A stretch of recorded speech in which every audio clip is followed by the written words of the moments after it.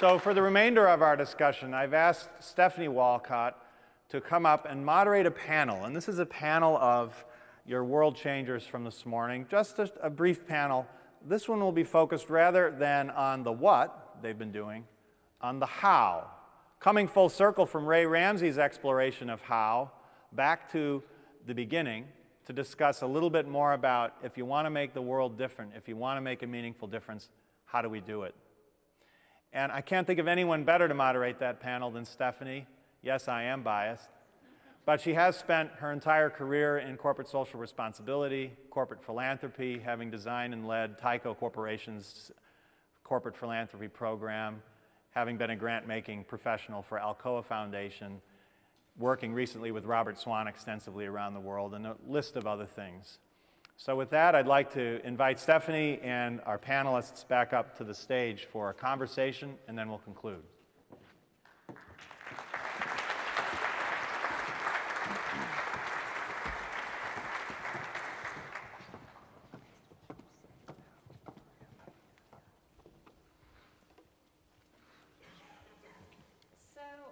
I couldn't help but notice something as our speakers were speaking, and it wasn't quite planned this way. But the title of our session this morning is rather bold and kind of audacious, Changing the World. And we heard from Rey Ramsey about providing housing and closing the digital divide. We heard from Anne about a revolution in a kit for green and bright buildings. We heard from Kimbal about changing the way children eat across America. And we heard from Larry about a super PAC to end all super PACs. These truly are massive missions. But each one of these people works for an incredibly small organization. In fact, if I had to guess, I'd probably say that between all four of them, there's maybe 100 to 150 people. Now, many of you work for very large corporations, and you know that that's what you call an under-resourced team. It's really quite extraordinary. So on this panel today, and I know we don't have that much time, so we'll probably get kicked out, and someone will probably pull the fire alarm, get us all out of here. But I do want to dig a little bit deeper to find out how, with such a small team of people, these folks are able to create such massive change and scale, transformational scale. So with that, I'm going to dive right into some questions. I'd like to know, first question, what do you feel is something that really worked and what's most important for your success? Anne, you're already shaking your head, so I'll get you first. I think that we stuck to the big idea of being a product company and a manufacturing company first. It's very easy to let customers kind of lead you down paths, but we fundamentally believe that if we thought about things as a component manufacturer, thought about driving repetition into buildings, driving waste out, that fundamentally we could take cost out and bump quality up. And all those analogies I used earlier with Boeing and Toyota. And what you can't see in the system when you say, oh, how do you deliver so much better looking building in half the time and half the utility bill and for a lower cost, is you can't see that just like you may have two Toyota models in your house and they have the same chassis or gearbox, that's the way that we're driving that kind of platform thinking throughout. So I think, you know, when we were so desperate for sales and in such a difficult cash position, we just never let ourselves get off the fact that the only way we were going to have a breakthrough for the mass market was that we stayed a product company. Right, and you talk about a different business model being literally a platform. Yeah. So you have other partners that are essentially providing their products and you're putting Yes. them together and designing them. So. Yeah, so we have our core platform of our Frog system, which includes our proprietary lighting, Lutron lighting controls, but we like the idea too, kind of like Intel Inside, we're a downstream aggregator. Really great green materials and technology don't find their way to the market, and they don't because for hundreds of years there's been these distribution channels that kind of chop and change margin and really prevent the good stuff from becoming affordable to the masses. So the fact that we integrate all that technology into our building and physically deliver it integrated into our buildings means that it can't get value engineered out, and we're a new sales channel. So what we're finding is a lot of great technologies out there that most people don't think are affordable. We have OEM relationships directly with those companies and can just use our building as a bit of this smartphone for the app or the wrapper. Awesome, yeah. Right. Rey, when you think about something that worked when you're scaling one of your many, many initiatives that you've been involved in, what's been a key or what's really worked? I always say to people, it's am I on? It's about passion, energy. So you know, the obvious is, of course, a value proposition. You know, creating something that's a value proposition, but ultimately you're going to have to sell that proposition to someone, donors, supporters. And so when you're selling it, so it's the substance of selling it, but then it's the style of selling it. And by that I mean the energy and the passion. You know, I would say to people, because I've been on both sides of it, I have been both a funder as well as somebody applying to get money. And if you're bored, they're bored. And if they're bored, they're not funding you. So it's got to be energetic, it's got to be compelling, you know, because you kind of walk in and go, I have a high energy proposition versus I have a high energy proposition and selling it, and having that passion, they're going to get with you because they're underwriting the idea, but they're also underwriting the person. And if you're the carrier of that, that matters. And you've got to be authentic as Absolutely. well, and know your stuff. Kimbal. I love what both you guys have said. I think I came from the for-profit world and worked in the non-profit space, and I found that, you know, how do I say this, that all of the non-profit funders were just totally clueless and had no idea what they were doing. Literally no idea what they're doing. And I love these guys. I raise a lot of money from these guys. They're awesome. I would tell them to their face they had no idea what they're doing. I think they would agree with me. When I came to folks in Chicago or in national Denver or LA where we work, they would say things like, Kimbal, go prove one and show me that it works. And that is the wrong thing to do. Anyone who's a nonprofit funder, that's the wrong thing to do. The only way that you get any information out of that is you find out in 2017 what you should be doing in 2014. It's just, it's not a very smart path. And I had to go through these conversations every single time I was with a donor and say, look, that just doesn't work. That just doesn't work. Larry, if you do your political reform and they say, well, do a study in November and then decide whether you're going to raise your next fund for 2016, well, you'll be doing it in 2025. And by that time, everyone's forgotten. And so the whole point of the whole structure of nonprofit funding, I mean, these are people that really want to help. And I had to come at it from a very passionate perspective and say, just trust me with this idea. It might fail, but if we do it your way, it's going to fail anyway. And it worked. So I love these guys. I love them all to death. They took a leap of faith with me, and it has become a phenomenal business. It's a nonprofit. No one makes any money out of it, but it's a phenomenal business in the sense that we now have something at scale that we're passionate about, that we're not bored by, which I completely agree. And you do get bored with your own stuff, even in for-profit. Everyone needs to be challenged. But I think passion and sticking to your guns and not listening necessarily to your investors or donors, but doing what you think is right. Thank you for that. Professor Lessig, your team is extraordinarily small, but you're aiming for no less than overhauling the entire political system in the United States. I kind of envision you over breakfast just eating, saying, oh, I think I'll overhaul the political system in the United States. But I also know that you're going about it in a very smart way. Your organization is called Root Strikers, and you're striking at the root. Could you please explain a little bit about what you mean by that? Yeah, so the point, again, that Aaron tried to get me to focus on is something which everybody recognizes when you think about it, that every single one of the important issues is blocked by the structure of the way we fund campaigns.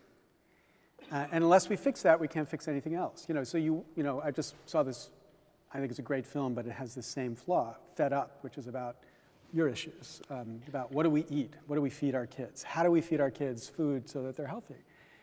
And at the root of that is the fact that our political system has been driven to subsidize exactly the wrong kind of food. And until we fix that, you can tell people stop eating sugar all you want, it's just not going to change or address the problem. Global warming, Inconvenient Truth, or Waiting for Superman, any number of these films, they look at it's all the same underlying problem. And until we can step back from it a bit and recognize this common problem, we're not going to be able to address it. And if we step back from it, we can recognize it's actually not a partisan point. Because I could make the argument just as strongly to conservatives. They're not going to get what they want from government, so long as this is the system we've got. Al Gore, when he was vice president, had this idea to deregulate a significant chunk of the telecommunications industry. His chief lobbyist, as he reports it to me, took the idea to Capitol Hill and said, you know, what if we deregulate these guys in the following way? And the response he got was, hell no. If we deregulate these guys, how are we going to ever raise money from them? So you begin to think the government thinks about how broadly it's going to regulate for the purpose of figuring out whose chains it can pull to flush money into the system. So it's not a partisan issue. It's a fundamental issue. And we've got to put our partisan frames down for a minute and just think about how to address this issue first so that we can get back to a government that resolves issues one way or the other, but finally is able to resolve an issue in a sensible way to make progress. And I think there's an awful lot of people in the audience who would agree with you on that, including myself. And I think what you're talking about is really looking at where that leverage point is and how to create impact and where you can create impact most effectively.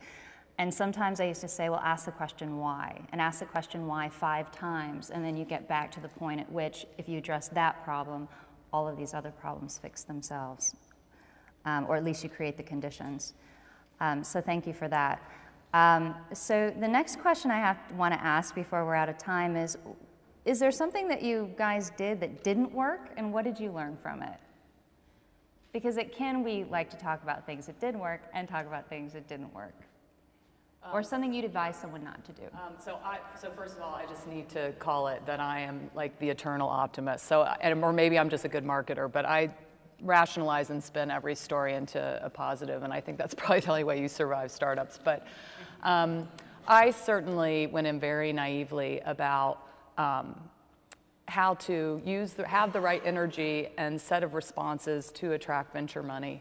I had been good in a big company getting capital. I figured I'd put on my razzmatazz and my dancing shoes, and what I needed to acknowledge is that very important stakeholder group that will say they care about climate change and education reform, cares more about 10x venture returns. And I wasn't painting a story that was compelling enough that said that little Project Frog and 20 people were going to disrupt the $7 trillion, low margin construction dinosaur that was out there. And so it's taken really almost rebuilding some of my my confidence as a business person to really start to realize that, with each kind of, I believe that success begets success, and that with each milestone and successful piece, the other parts of the narrative came together. And so, and I think Mr. Musk here, because when the 2 biggest exits in clean tech are a thermostat and an electric car, that doesn't, hurt Project Frog. Maybe the next one will be a building, but certainly it's taken us some time to paint that picture of how we'll be truly disruptive for all the stakeholders. And it is for the kids, but it's important that we really make sure that that's a compelling story for everybody. Something that you brought up when Ann and I are working together on a case study on Project Frog and how they've been able to scale for Kellogg. And one of the things that really struck me is your culture of rapid iteration. And so you pilot, you test, you learn, you redo. And how do you kind of instill that within your culture and make it okay to do that rapid iteration process? Yeah. So we really didn't have much of a choice. When I showed that cost curve earlier, we had to take such a big leap down it that we had to, rent that space, get a 3D printer, and start accelerating that design process. And really, again, that was just the realization that venture was already getting a little impatient with us. The people who had come in for the company in 2008 were kind of a little bit yawning and saying the sales aren't there. And so I think that desperation to stay alive and win. We have we're tracking a rolling number. We have about 4.5 million people frogged, which means 4.5 million people have walked in a frog or experienced one.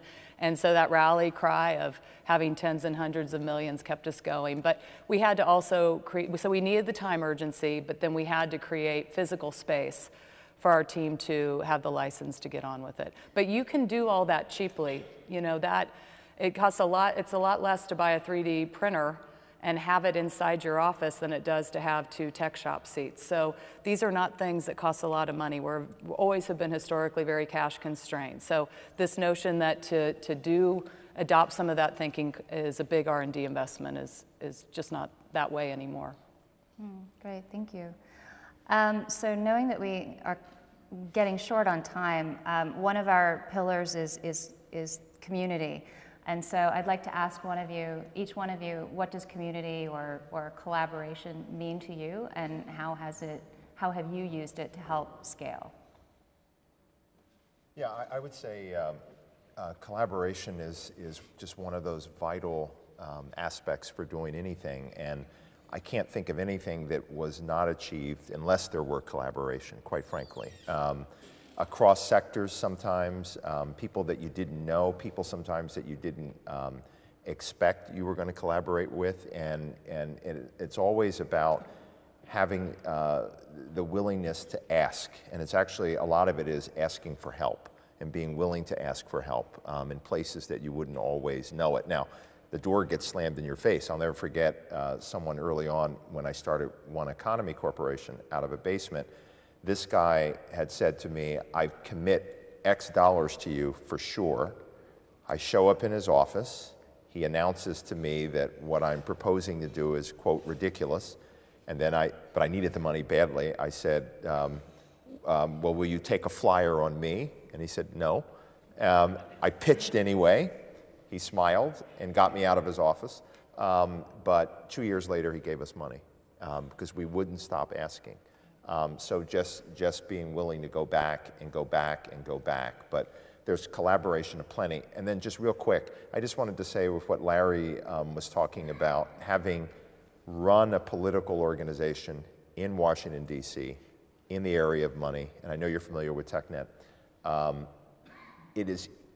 just want to put an exclamation mark on what you're describing, because you would sit in the room with people talking passionately about issues from cybersecurity to other issues, and then they get this glazed look at their face when I often would refer to myself at that time as a human ATM, because they were only interested in the money, and it was on both sides of the aisle. Thank you. So I think community for me is really everything. I think when I wake up in the morning, I could be working on food supply or kids in schools or electric vehicles and all that stuff.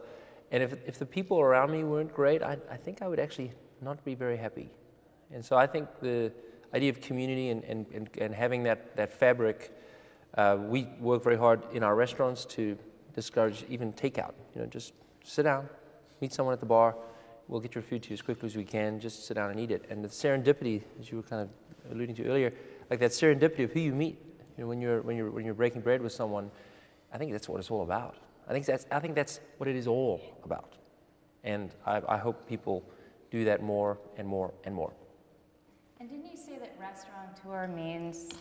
Means restorer. Yes. Yeah, that's Latin. Yeah. Restaurateur means restore. That's pretty nice. And something else that you mentioned is that you're partnering with what I consider an existing channel. You're partnering with the school system. So that's a way for you as an organization to reach many children. Yeah, it's a phenomenal distribution. So we reach 600 kids in almost every school we're in on average. So in Chicago, within a year, we reach 60,000 kids, and then we reach another 120,000 parents. We reach another 30,000 teachers. I mean, it's just awesome, and that was the way we discovered if you want to get into a community very quickly, if you want to reach every person in that community, you go through the schools. And that's something that, if you think about it, when you think about where your audience is or the people that you want to affect already are, if you partner with those existing channels, you can multiply the effect of what you're doing. So that's what I took away from that, which is quite spectacular.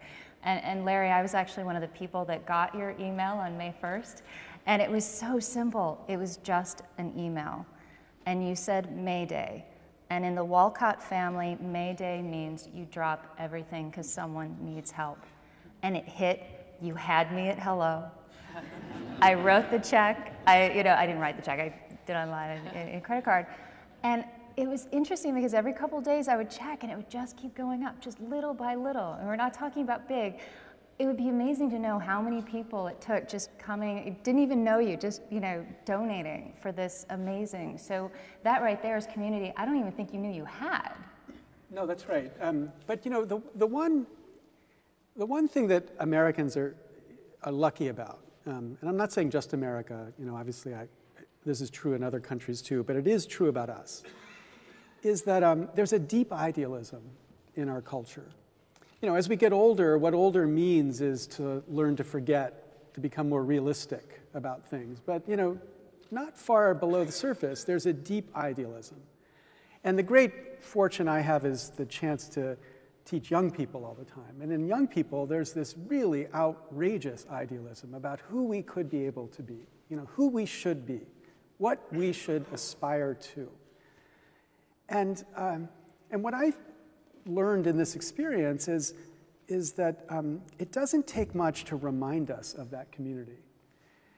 And then to bring people out that no one expected was there. Because again, everybody thought this was going to fail. There was no chance this could win. But when 13,000 people showed up writing virtual checks through their credit cards, 3,500 of whom gave $20 or less. The average contribution was $75. The median was $50. And I had this incredible email from this guy who said, geez, you know, it looks like you're going to meet your goal before the end of the month. I pledged $15, but my debit card only has $6 on it, so could you reduce it to $5 so I don't bounce my check? You know, there is not another super PAC in the United States that has that guy.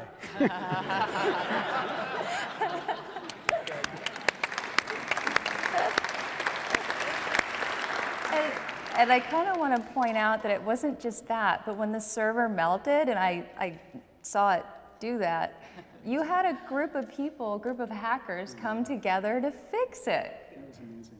These, you know, geeks are my hero. I mean, Aaron was a geek. I mean, these guys, I'm a geek wannabe. I'm not a geek, but I'm a geek wannabe.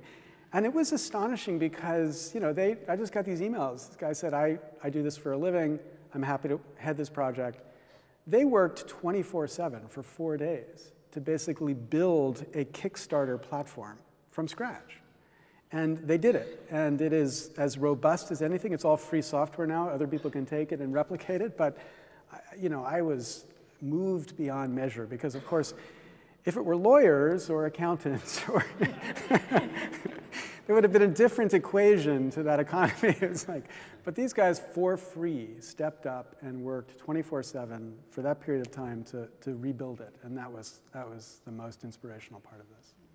And something that I can't help but notice, you mentioned early in your talk that 96% of Americans think that the way that we do elections is wrong, and 91% think they can't do anything about it, which is pretty amazing. But what you're doing is giving people hope and the ability to do something about it, which is fantastic. And I want to thank each one of the members on our panel, Kimbal, Ray, and Anne, because you're all taking on big challenges and you're showing that we can do something about them. So please join me.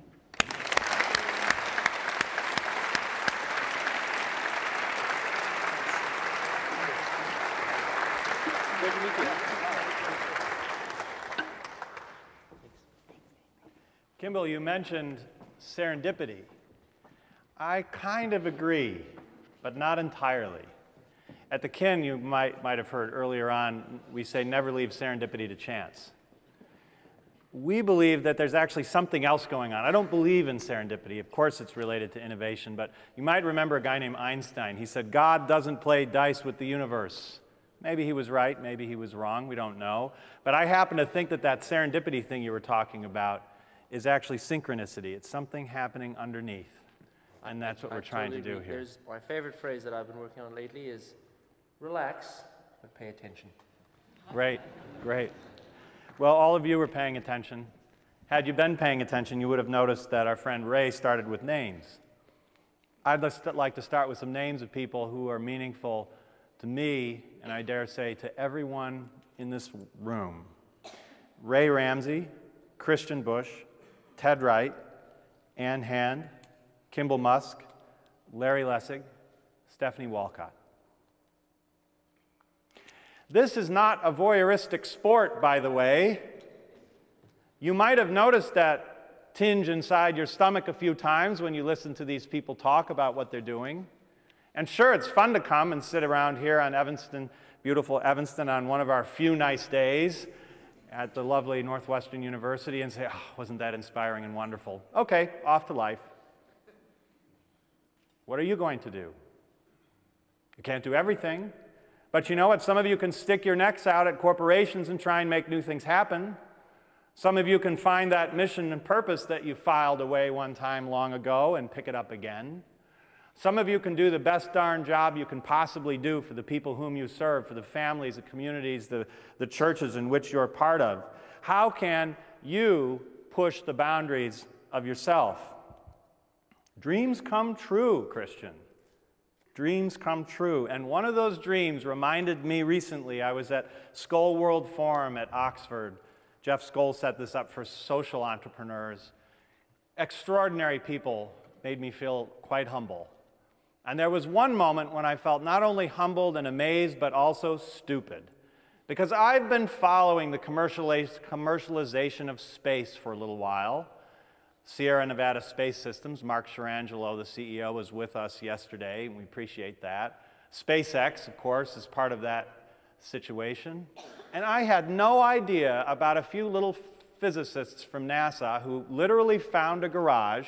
They actually went out in Silicon Valley and found a garage. It turns out garages are rather expensive in Silicon Valley because a lot of people do this. And they built satellites from mobile phone and digital camera technology, all off-the-shelf technology. They said, could we build satellites that work? And they did. This was called Planet Labs, and I had no idea it was going on. And one of the founders of this company presented not only a quick video and this crazy story about how they've built 28 of these birds. If we could cue the video of Planet Labs, you'll get a sense for what this looks like. And my good friend and colleague here at Kin, Ari Garber, if you know Kin, you know Ari. Thanks, Ari. Thanks for everything. This is a satellite. This is what they call a dove. Not a Vulcan, but a dove.